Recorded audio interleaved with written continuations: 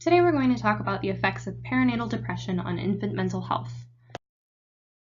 Of postpartum depression, especially new parents or parents who are recently thinking about having other children. It's something that's often talked about with them, but specifically it's called postpartum typically and in terms of mothers. However, what we're recently discovering is that perinatal depression, something that occurs either during pregnancy or within the first year, is something that not only is a huge risk for mothers, but also for parents regardless of gender, and has impacts on infant health.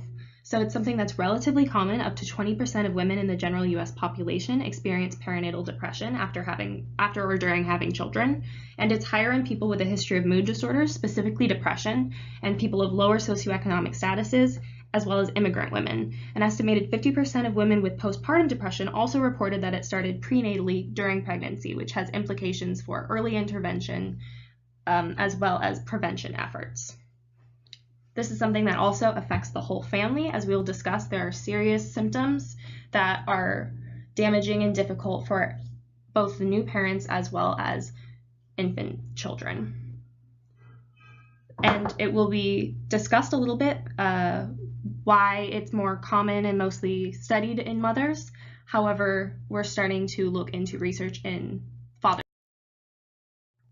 So symptoms can include typical symptoms of a depressive episode, whether mild or severe. So that looks like anhedonia, loss of interest in pleasure and activities, low energy and lack of motivation, changes in sleep and appetite, feelings of helplessness, as well as feelings of loss of control, feelings of inadequacy, despair, fatigue, anxiety, irrational fears, suicidal and or infanticidal thoughts as well. So maternal suicide surpasses hemorrhage and hypertensive disorders as a cause of maternal mortality. So this is a serious problem with risk of death for either the sufferers, and as well as therefore serious risks for the infant. So who should be aware given this information? Obviously future parents, especially those who are at greater risk because of either lower socioeconomic status or previous mental health conditions. Current parents who may be wondering whether or not this is something they experience and what the effects might be on their children and how best to support their children now. Infant caretakers and preschool teachers who need to know how the development of the children may be impacted and how they could best support them, as well as obviously healthcare providers and mental health practitioners who need to be there for the parents in order to reduce symptoms, as well as for the infants and babies in order to help support them and make sure that they get all of their needs met, as well as mitigating any potential developmental effects.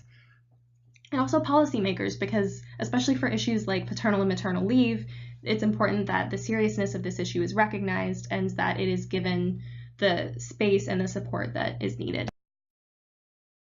So looking specifically at maternal perinatal depression on infant mental health, there are two studies to look at. One is perinatal depression and infant mental health, which is a meta-analysis, and the other is a longitudinal study specifically looking at the impact of perinatal depression on children's social emotions.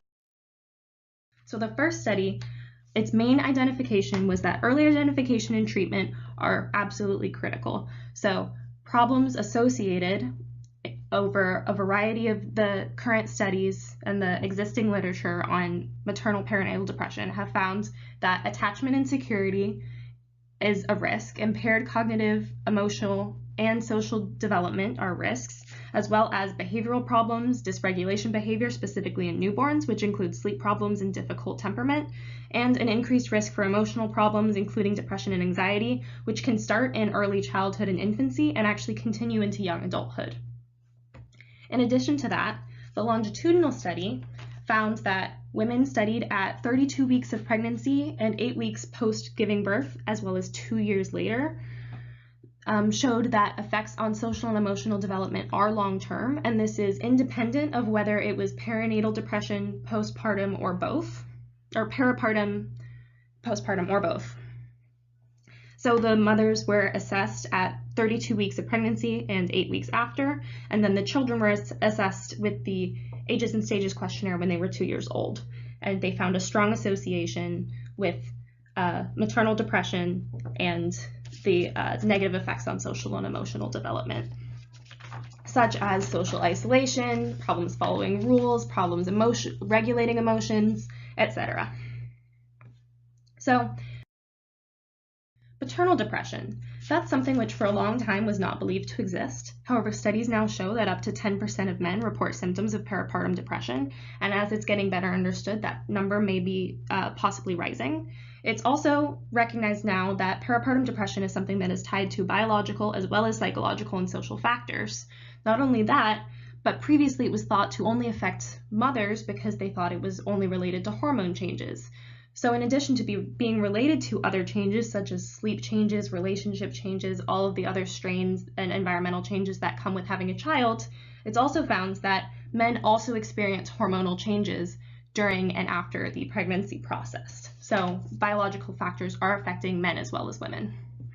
So looking at this study, the effects of early paternal depression on children's development, from a longitudinal study of Australian children from 2004 to 2008, and independent of maternal depression, child scores on strengths and difficulties questionnaires investigated how early depression influenced child outcomes 4 years later, and specifically they found that worse emotional regulation, conduct problems, and increased hyperactivity were all effects of paternal perinatal depression.